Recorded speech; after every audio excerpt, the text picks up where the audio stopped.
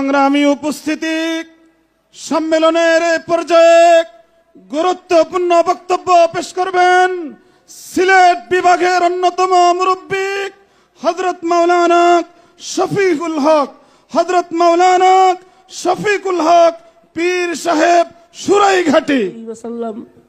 يقول في آخر الزمان الرجالون كذابون يأتونكم من الأحاديث بما لم تسمعوا أنتم ولا آباؤكم الحديث।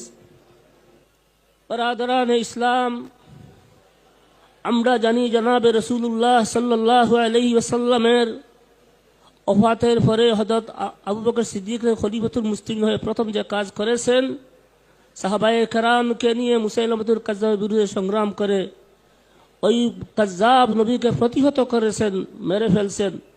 প্রথম দায়িত্ব ওনার এইটাই ছিল। এই হিসাবে আমাদের আবদার থাকবে, আবেদন থাকবে সরকারের কাছে।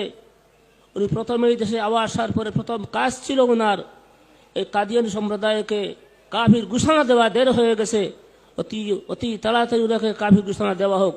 আর আমাদের উলামায়ে কেরামের দায়িত্ব, আমরা ঘরে ঘরে দাঁড়ে দাঁড়িয়ে গিয়ে সব মানুষকে এটা বুঝাবো। আল্লাহ পাক পরবর্তীকার রব্বুল আলামিন এই সংগ্রামকে আমাদেরকে আগিয়ে নেওয়ার জন্য এবং এই সংগ্রামকে কামিয়াব করার জন্য যথাযথ চেষ্টা মেহনত করে যাব। ওয়া আখিরু দাওয়ানা আলহামদুলিল্লাহি রাব্বিল আলামিন।